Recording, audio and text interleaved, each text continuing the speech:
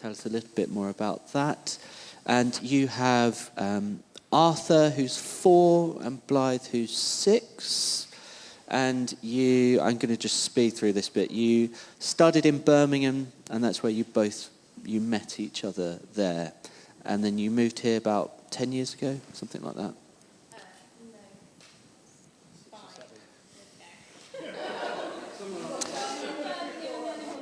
Great. Wonderful. So that's a head start. You're going to hold this mic. I'm going to have another one. Hello. So just for a starter for 10, maybe you could just tell us a little bit about what brings you joy in life. Ooh. Food, definitely. More poignantly, I suppose. Since having the children, that's probably the thing that I get the most joy out of. And it's inexplicable, really, because they are often a nightmare. And it's very difficult. But it's hard to describe, and I do tell all my friends, especially when, if they find out they're going to have children. It's incredible, just seeing them grow, seeing yourself in them and thinking, you are a little what's-it, but that's me. Yeah. That's me that I'm looking at. So I think particularly that for me. I also love our children, but more widely, I love sewing and crochet and anything creative. Dabble in a little bit of music. I love decorating and costume making. Love a bit of fancy dress as a children. I'm one of those annoying parents that Book Day is like excellent for me, and we lead up to it rather than the night before. And Emma is our youth pastor, director, minister. I'm not sure what word we suffix that with, but you head up some of our youth things, and it's been an interesting time for us as a church over the last 18 months or so, because we've seen a massive drop-off in the number of youth-aged people here, but a huge increase in children's and also a few more students. Welcome, students. Nice to see you. Students are around the place. So, Emma, just tell us a little bit about what you're involved with here. So it is a point of sadness that our youth on a Sunday morning has dropped off. But we are seeing huge growth in the unchurched youth from the school and from the street, linked through school, but children that would otherwise be playing out on the street in the evenings are coming to our group, and it's starting to grow quite quickly. So we do a group on a Tuesday evening, and there are a few of them who are really open to talking a bit more seriously, who are not there just for the games and the zany activities, but want more and actually complain when there's not a slot for sitting down and chatting. So we've also come up with an idea of a sewing Sunday that I have talked to a couple of people about, sort of starting once a month, meeting on a Sunday morning for a few invited youth to do an activity and have a discussion time with a few other people from church, and just hopefully that will engage in deeper relationship. And I'm really praying that will start a youth alpha. So I'm also in the office on a Monday, praying and studying the Bible with the team. And due to staff changes, I have been doing some of the form filling and paperwork, part of my role, which I struggle with, but I do.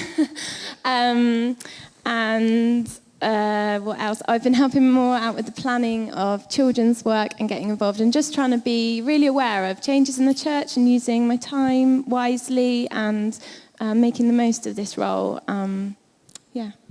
Well, we love having you on team. We're so grateful that God has brought you here. We recognise that you have a special ministry amongst us, so thank you so much. And Dan, you like chopping things down, but that's not what you do most of the time. Is that right? That's true, yeah. Tell us what you do. Mostly I can be found sat in an office in Bristol looking at plans and things. So I'm a property development lawyer, responsible for turning all the green fields into houses. when possible, they do turn what's called brownfield land into houses, but it's a lot harder to do. But you also love the land. And tell us about your... So I got very bored of being a lawyer a while ago. I had originally, back before I met Emma, had thoughts that I might join the army, go do something fairly active. We explored that, and it just didn't feel right in the end, which is a relief, really. But I've always wanted to do something a bit more kind of out of doors. So when I got quite bored of being a lawyer, being in a role that didn't really get the most out of me, about 5 years ago, I trained to become a tree surgeon. And I just did that during annual leave. Emma was very good and allowed me to empty the family purse into buying chainsaws and ropes and things like that. But I got all trained up, and then I started doing that part-time. And I still do it a little bit, but I don't, because I'm full-time in the office now, and it's an expensive game to be in, really, all the insurances and things like that. So I will happily help people out, but I don't want any money for it, because then I'd need to be insured, and I'm not. There you go. And one of the things that I love about you both is that you love the outdoors. Yeah. And you've got our family outdoors, and I'm very grateful. Emma has helped my wife empty our family purse and bought all sorts of you're welcome for DIY projects. So thanks for that, Emma. What I also love about you two is that you live the reality of life alongside a very real faith. And I just want to talk into that a little bit.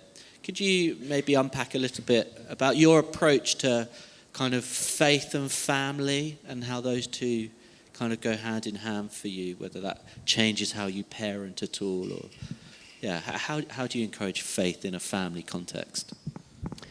I think practically, we just always try to make it just part of our lives. So church for the kids isn't just coming to this thing, and faith isn't a sort of an academic thing of this idea of a story that you might read in a book, because they read loads of stories in the books and they're all made up.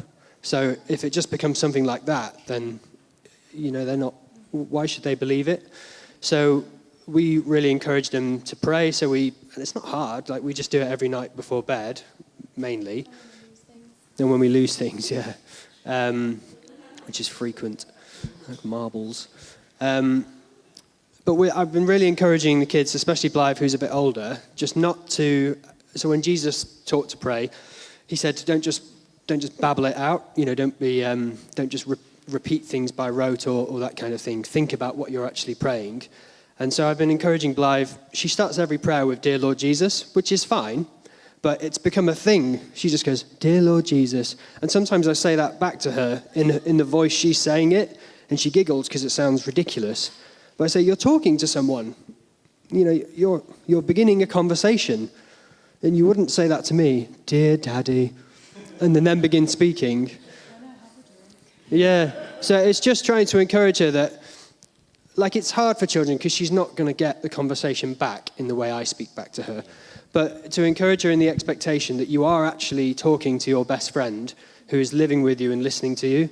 And he will reply, but perhaps just, not audibly. That's a good question, Joel.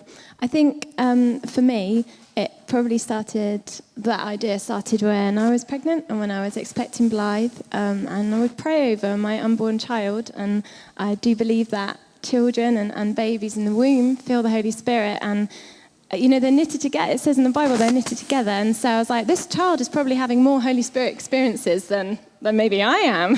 What's going on in there? And so I started praying, and then when she was born, I was praying about sleep and, why is she crying? And I felt like prayer, this constant dialogue with, Lord, what does my baby need? The intuition, that Holy Spirit sort of, I think you're tired. I'm just going to put you to bed. And so I feel like it's very closely entwined with my parenting style of waiting on the Lord and, huge amount of prayer. And we do encourage bedtime prayers, but I like to encourage them at the beginning of the day when we're walking to school to pray for the day, or if we've had something tricky, we often be like, should we just stop and pray? And it doesn't have to be religious, and it can just be a quick thing, but to help them practice that skill and that resourcefulness of, I'm just going to stop and pray about this. And we also do a lot of thanking God for their brilliant teachers and things that have been really good, that I try and make sure that we're balancing not just the requests, but God, this was so great today, and I know you're pleased about it too, and I want to say thank you. So, yeah. Thank you. And as I look across the room, I think it's probably fair to say that we each have our stories in life, don't we? We all have our ups, and we all have our downs. There's highlights and lowlights in each of our lives, and I know that that's true for you guys as well. And I'm wondering about what keeps you going, like what keeps your faith alive in the hard times. I think each other's encouragement. That we have had our fair. Well, maybe not fair share, but we have had some heartbreak and difficult times in our marriage. We've been married for 10 years, 11. And I think we've maybe at different times carried each other and been the strong one. But I think most importantly, we don't look to each other, that we sort of come before God and look to God together, and God is who will sustain us. So, I don't always look to Dan, that it will be God, and the pressure's not on his shoulders. It's both of us turning to the Lord together, and also the encouragement of friends and community. We've been carried this past year by community, and that's been brilliant. When we got married on our wedding day, my dad had a word actually, which is that God is able, and you prayed that over us. And that always sticks with me. I always come back to that. There's a great Hillsong song which is called that as well, God is able. And it's just always worth reminding yourself, because so many things we're not able. And we, perhaps never will be. But he is always able. And, I think there's just such hope in that. And maybe if I remember it and get to it in a minute when I'm talking,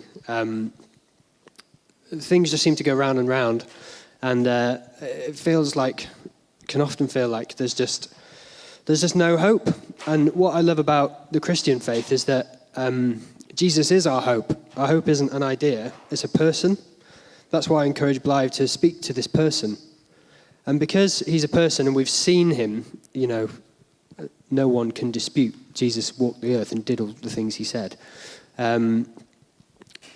We can actually see it, and it's a living hope.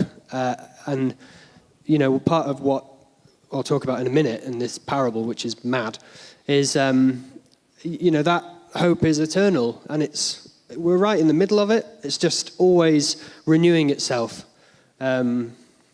I'm probably not doing a very good job of explaining this, but maybe in a minute. I love that. Can you talk a little bit further into what does that look like for Twerton? What is hope for Twerton?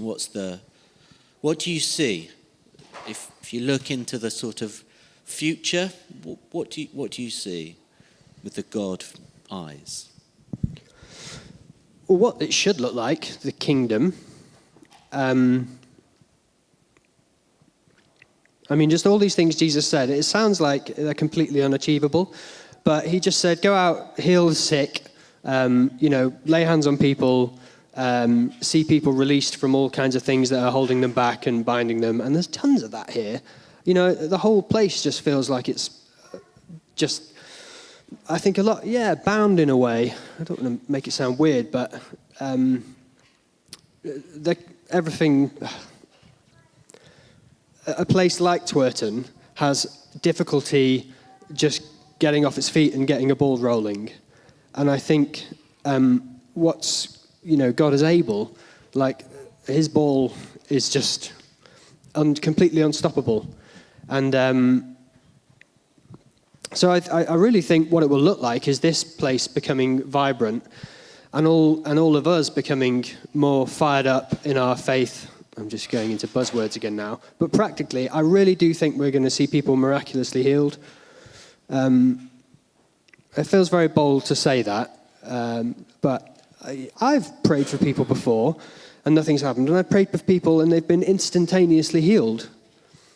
And it's incredible. God is able. He can and he will do it. And we should all be encouraged. That's what this faith is supposed to look like, is seeing amazing things like that, of people healed and released from things that are holding them back. And this whole place just released from this sense of, well, all of this stuff in town that looks great and all of these flats and all of this money which is around, that isn't for us, and we'll never be able to be a part of that. But that's not the truth. Thank you.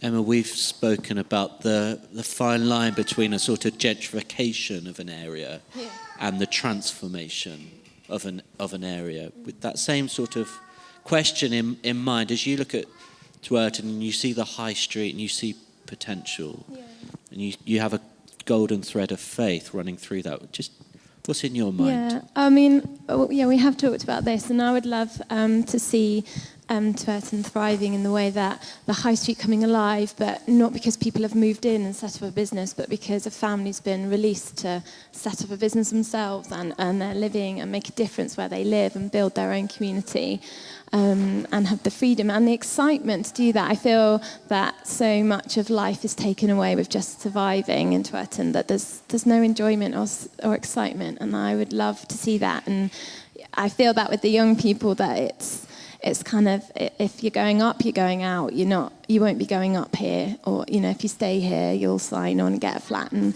that's it. That's what your expectations are. So I'd love to see it come from the people of Twerton themselves, who have a real love for this area and who have family roots here. And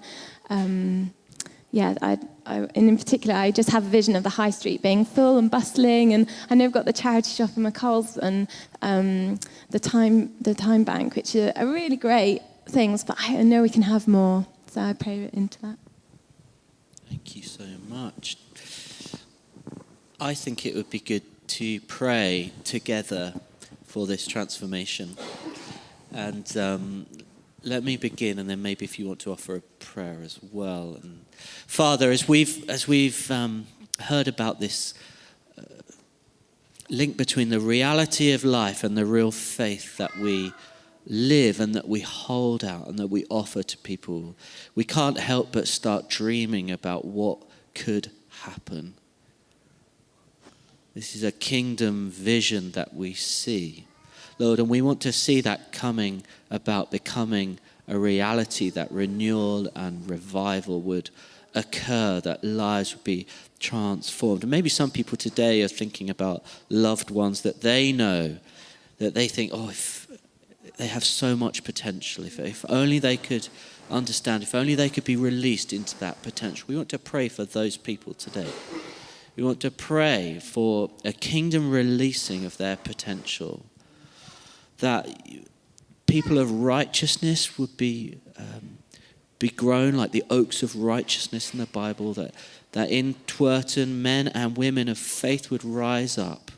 We pray for releasing of resources, that kingdom enterprises, that businesses would start, that gardens would be cleared up, that parks would be cleared up, that these streets would be known as a place where your river of life is washing them clean, and that your river of life is carrying people to your throne room. Jesus, would you come and bring transformation in the reality of our lives? Amen. Let's read the parable of the weeds. So it's Matthew chapter 13. There should be a Bible somewhere near you.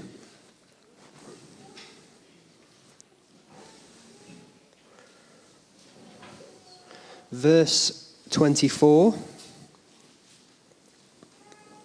So you may remember we had the bishop last week, Ruth, and she spoke on the parable of the sower.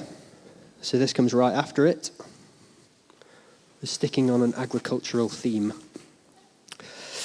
Right, So, Matthew 13:24, Jesus told them another parable. The kingdom of heaven is like a man who sowed good seed in his field. But while everyone was sleeping, his enemy came and sowed weeds among the wheat and went away. When the wheat sprouted and formed ears, not ears, then the weeds also appeared. The owner's servants came to him and said, "Sir, didn't you sow good seed in the field? Where did the weeds come from?" "An enemy did this," he replied. And the servants asked him, "Do you want us to go and pull them up?" "No," he answered, "because while you're pulling the weeds, you may root up the wheat with them. Let both grow together until the harvest. At that time, I will tell the harvesters, first collect the weeds and tie them in bundles to be burned, and then gather the wheat and bring it into my barn." Then he told them another parable. The kingdom of heaven is like a mustard seed, which a man took and planted in his field. Though it's the smallest of all your seeds, when it grows, it is the largest of garden plants and becomes a tree, so that the birds of the air come and perch in its branches. He told them still another parable. The kingdom of heaven is like yeast that a woman took and mixed into a large amount of flour until it worked all through the dough. Jesus spoke all these things to the crowd in parables. He did not say anything to them without using a parable. So was fulfilled what was spoken through the prophet, "I will open my mouth in parables, and I will utter things hidden since the creation of the world." Then he left the crowd and went into the house. His disciples came to him and said, "Explain to us the parable of the weeds in the field." And he answered, "The one who sowed the good seed is the Son of Man. The field is the world, and the good seed stands for the sons of the kingdom. The weeds are the sons of the evil one, and the enemy who sows them is the devil. The harvest is the end of the age, and the harvesters are angels. As the weeds are pulled up and burned in the fire, so it will be at the end of the age. The Son of Man will send out his angels, and they will weed out of his kingdom everything that causes sin and all who do evil. They will throw them into the fiery furnace where there will be weeping and gnashing of teeth. Then the righteous will shine like the sun in the kingdom of their Father. He who has ears," that is these ears, "let him hear." This is the word of the Lord. Right. Who feels like this?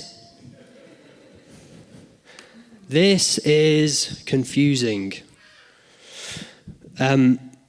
What is this basically about?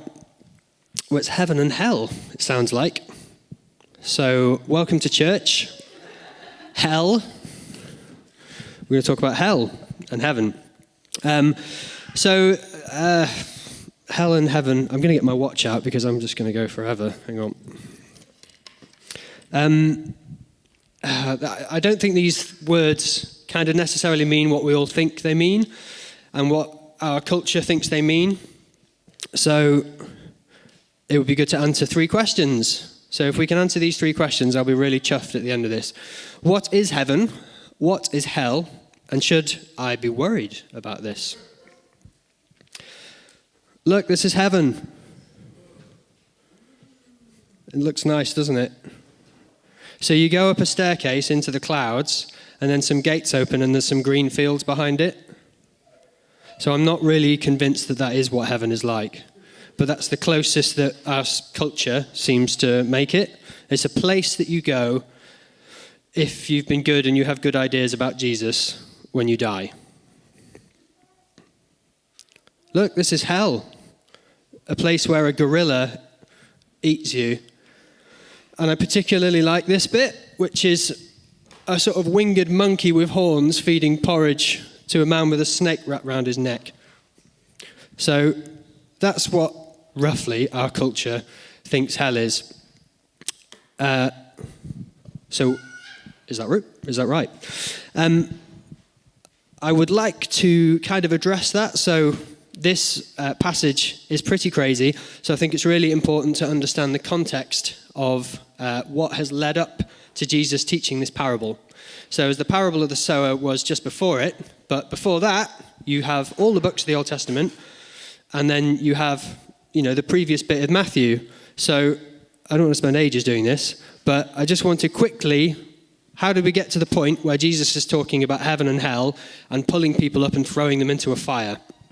So the story of the Old Testament, will be really quick. It begins with this idea of God creating what?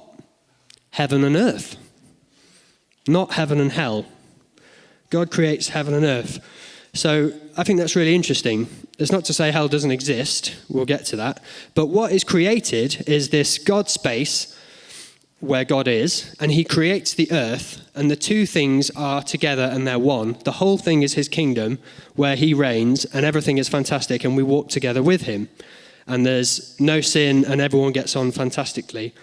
And if you imagine these two circles overlapping where they're purple, I've nicked this from the Bible Project, it's really good. We were in one place. But the story of Genesis kind of 1 to 3, and then this idea of we somehow fell from that, there are spiritual forces, if you like, there are influences, which are not God's influences, which have said to us, bless you, is this really the true thing? Could you not have more than this? Could you not achieve something more for yourself? And we thought, yeah, actually, probably that's a good idea. Yeah, go on then. So we fell from that, and we have started pulling these two circles apart.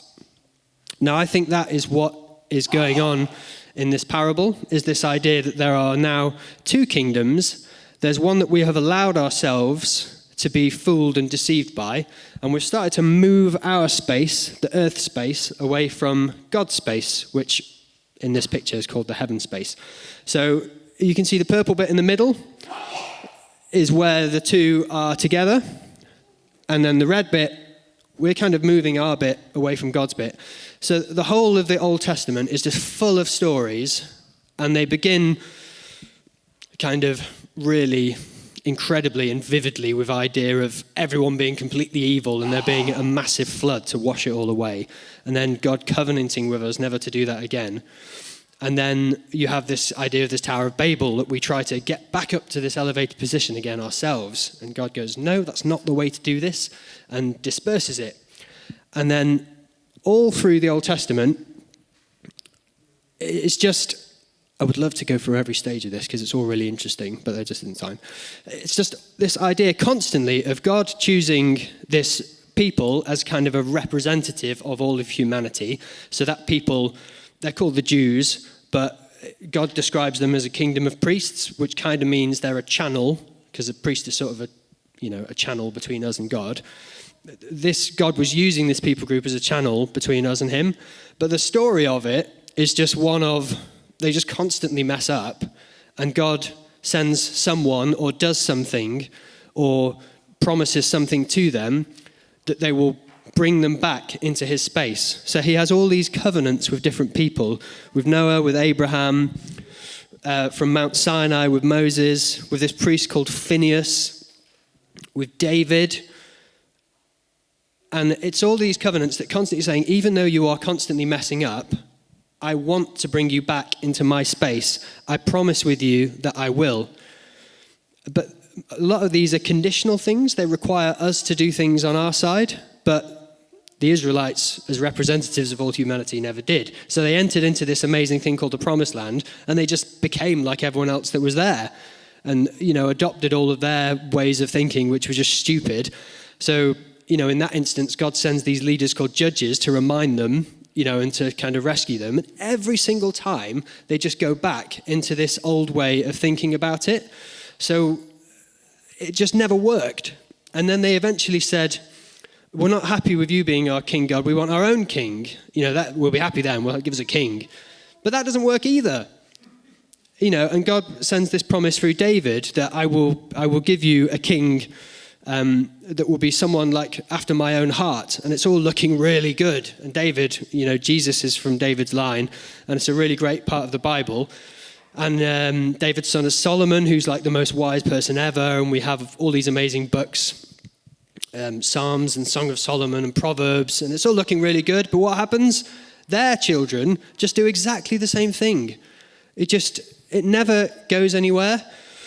And it feels to me like it's just a constant loop, that we are not able to get ourselves back into God's space on our own. We keep trying to do it and building up things ourselves, but it just doesn't work. So we need something new. This, by the way, Mirren, do you know what this is? What is it? A Mobius strip. This is awesome, and I wish I could talk on this all day. This thing has only one side, so look it up, Mobius strip. It's very good. If an ant crawled around that strip, it would always just keep going on the same side. It never actually gets to the other side of the strip because it just keeps going. So I'll leave it there because it's a bit mad. But it feels a bit like us, a bit like, humanity, mankind. We're just constantly going around and around. And Solomon, who was very wise, said this expression, it's all just vanity. There's nothing new under the sun. And for me, that just sums up our condition. We never seem to be able to get ourselves back into God's space by ourselves. So who came and gave us the answer? I think it was God again. And you had this period at the end of the Old Testament with all of these prophets, and they all had these amazing visions and ideas that God kind of gave to them of this new covenant, which is this new promise that God was going to give us. And Jeremiah is sometimes called the prophet of the new covenant, and he received this word and he said, this is God speaking, I will make a new covenant. It will not be like the covenant I made with their ancestors. I will put my law in their minds and write it on their hearts. And there's like countless other ones of this new thing that God was going to do. And that's how the Old Testament ends, is everyone waiting for this new thing. And all of these verses talk about this being a person. This person is called the Messiah. So that's the Old Testament. I think I've done that quite quickly. Then we're up to Matthew, which is the first book of the New Testament. Where's my little... Oh, no, I'm not there yet. Hang on. Oh, I can't go back. Right. So Matthew's really interesting because Matthew was probably the Matthew who was one of Jesus' apostles. So he's one of the 12. He was a tax collector.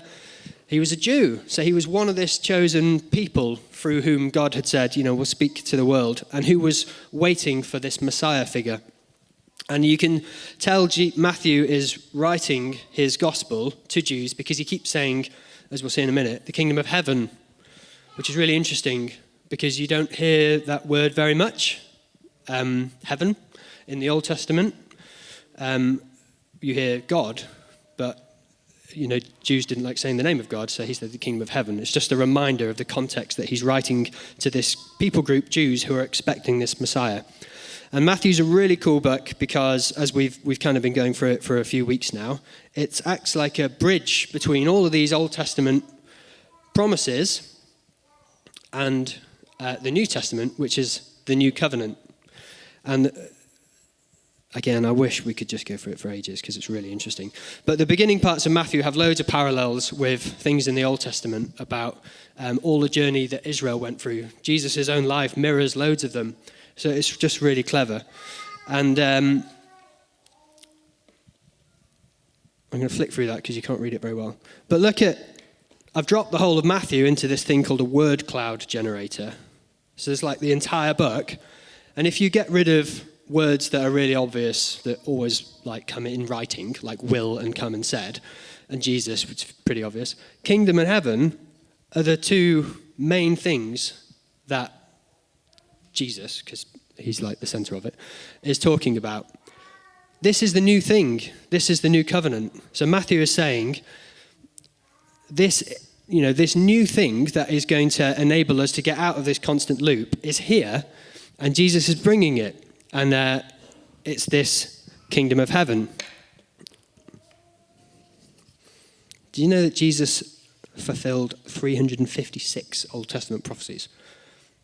It's really very unlikely that you would do that by accident.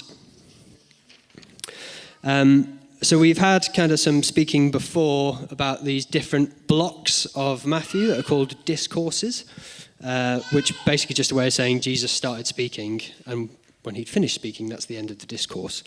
And his first one was all about announcing this thing, announcing this kingdom. And it just looked amazing. So he called his disciple, but then it says he just went out and started healing everyone. It says, news about him spread all over Syria. People brought to him all who were ill with various diseases, those suffering severe pain, the demon-possessed, which sounds really mad, but I don't think it means what we think it means, those having seizures, the paralyzed, and he healed them. This had never happened like anywhere ever before. We hear it loads because we come to church a lot, but this is like a brand new thing. Suddenly, everyone who had all these totally incurable illnesses were being healed. And Jesus said, the kingdom is here. This is it. This is what it looks like. Just flick back to thinking in your mind, what are the questions we're answering? What is heaven? What is hell? Heaven is a place that you go to, but Jesus said the kingdom is here. So it's probably not a place. Ooh. And then Jesus spoke from a mountain, like Moses did. These things called the Beatitudes. And look at all of these characteristics of what the kingdom looks like. Being poor in spirit, those who mourn, those who are meek, those who hunger and thirst for righteousness, those who are merciful, those who are pure in heart, peacemakers, persecuted. This is not what you would think an all-conquering, amazing, new covenant thing looks like. And it's amazing because it always goes further than what they previously had was like all of these laws. But Jesus says, okay, so there's a law, don't murder. But he says, actually, just being angry is the wrong approach. Makes you, he used the word subject to judgment. And adultery, people were saying, you shouldn't obviously cheat on your husband or wife. And he said, even looking is, effectively adultery. So it's this new thing that he's bringing is completely different because it's transformative and it doesn't kind of let you off the hook. And then he taught people to pray and fast and do all these amazing things, but he wanted sincerity because this is the kingdom. We'll come to it in a minute, the yeast thing, it completely changes society. And then his second block of teaching is all about bringing the kingdom, and you just have more amazing stories of him healing people, throwing out demons, which is just like releasing people from stuff they've been dealing with forever. And you have this amazing parable. I haven't even got to our parable yet, but we'll get there. This amazing two ideas about that the kingdom that he's bringing, this new thing, is like a patch that you put on an old garment, and it just doesn't fit, and it basically just tears away. Or it's like pouring new wine into an old wineskin, and the thing just bursts because it can't contain it. So this new thing looks nothing like the old thing and can't be contained by what there was before. And Jesus said, as he was doing all of these incredible things and showing what the kingdom looks like, he keeps saying, follow me. Come and be a part of this. And that's what he says to us. And he says to people of all times, follow me. This is for you. It's for us. There's a great bit where Jesus releases this guy from a demon and he's completely set free. And then these guys called the Pharisees, who are like really religious Jews, say, how can you do this? You're talking to demons and chucking them out. You must be a demon yourself. And he says, no, I've done this by the power of God's Spirit. And because I'm doing it by the power of God, the kingdom of God has come upon you. Which it just means, it's here, it's happening, it's now. And I love this idea. If we can think more about God's kingdom instead of being a place, it's a thing that is happening. It's the difference between being the ruler of a place and, what does... Oh, I'm getting lost now. But there's an active sense to it. That, the kingdom is something that is always happening. And look at all the things it looks like. Jesus didn't just teach. He kind of taught, and then he went out and healed a load of people. And they were actually healed. So the kingdom was coming. And it's not just a place that we're going to end up.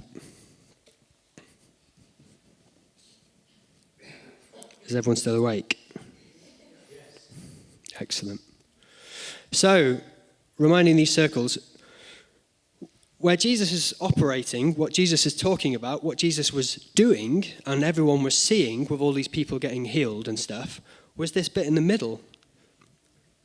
Because the kingdom, heaven, the kingdom of heaven is here, and he was bringing it and he was doing it, and people were a part of it and they were seeing it. You're literally seeing heaven coming on earth. It's not some place people were going to end up one day. It's Jesus's kind of reign. This is, he is rescuing the world, and this is what it looks like, and he's actually doing it, and we can see it, and we are in his kingdom. So he was in the middle there, which is where we want to be. We want the red to disappear, actually. So if we look back at this verse, this parable, Jesus sows the good seed, and we had the parable of the sower last week. And that is this idea that Jesus is saying these amazing things. He's saying the kingdom is here, come and follow me. But sometimes the words he says just bounce on the ground and dry up in the sun. And sometimes they get choked by weeds and they kind of don't go anywhere. But when it lands and takes root in someone's life and grows, it grows into this amazing thing which bears all of this fruit and is totally transformative. And that's what we are called to be as his followers, to let this thing completely change our lives. And then straight after that, you have this verse about the seeds are planted and they grow up. And this time, the seed are people. He says it's the sons of the kingdom. So the things that are growing, this is us growing now. We are the wheat that is growing. We are in his kingdom as people who've seen this thing and are following it and are thinking, this is amazing. I really want to be a part of this. But at the same time, there are things growing among us which are not like that. What Jesus is doing here is using it's quite sophisticated, because he's using all of this imagery to try to teach something important, which is what a parable is. And other books in the Bible do this as well. And it can be a mistake to look at them too literally, because I'm not a stick of wheat. So, you're not supposed to read it literally. But when we come to the part about being chucked into the fire, we all think that that's literal, but probably it's still part of a message that Jesus is teaching. Look at this. This is literally the weed he was talking about on the left-hand side. It looks just like wheat. That really blew me away when I learned that. So Jesus talks a lot when he's going around teaching people and healing people and casting out demons and stuff. And he says specifically, don't judge people. Have mercy and compassion and lay your life down for people. Don't judge them. We don't judge them because it looks like this. How can we tell what is really going on in someone's heart? And I think it's a really encouraging message, because we think we're very discerning and able to tell what's going on, but really it looks like this. It looks very similar. So it's not for us to judge. We should just follow Jesus. And he doesn't call us to pull up these weeds. He just calls us to go and preach the good news of the kingdom.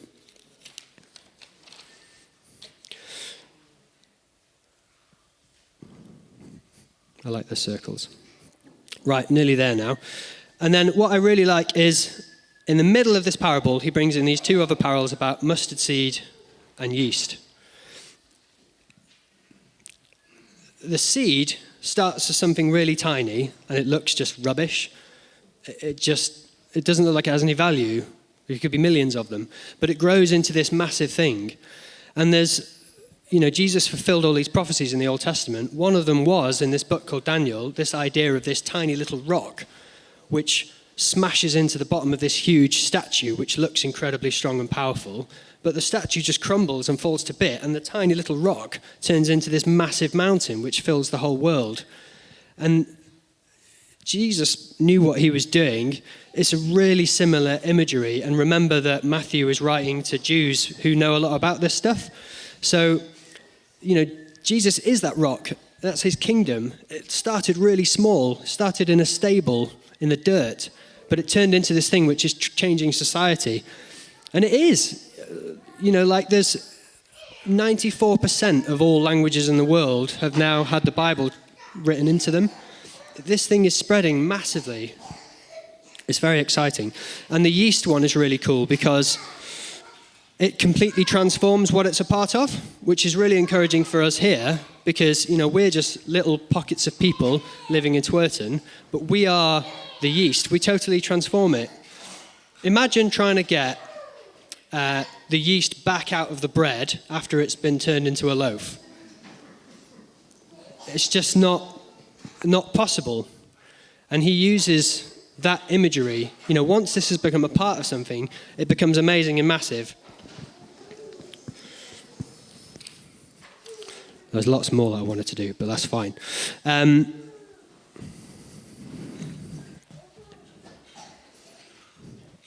I've probably gone more on one than the others, but that's because I'm massively over-prepared and haven't got through it all.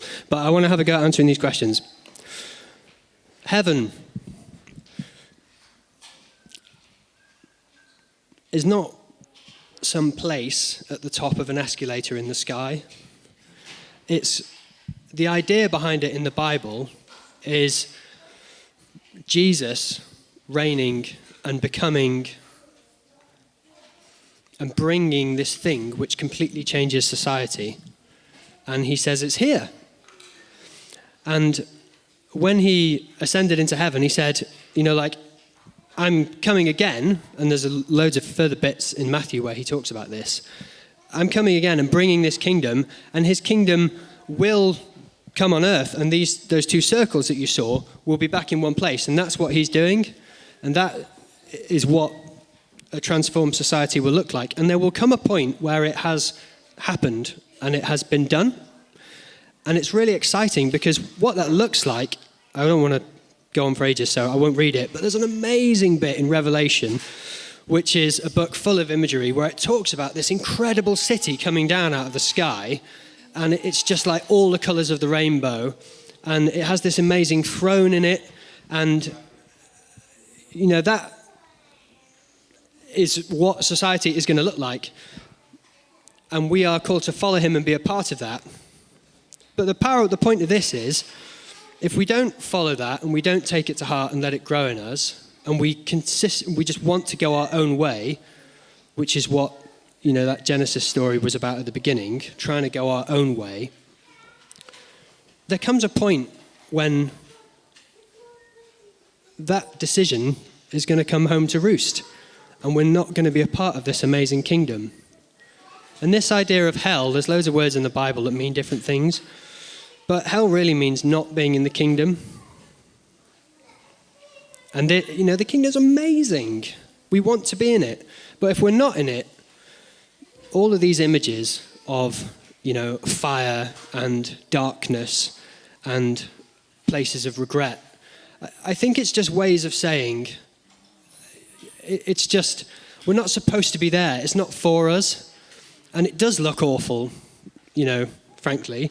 But we don't need to be worried, that third one, because of this, because of the cross. We're saved from this. Jesus has already done this thing, which has brought us this new covenant, this new kingdom. He's already done it. And it says, believe and you'll be saved. So that's the tricky thing then, is what does that look like? And that's keep coming, keep talking to church, because together we kind of explore this idea, what does it look like to follow him, to believe, to be saved? he is not here to pull us up and chuck us in a fire. You know, we are part of his kingdom. So all of these amazing promises are for us.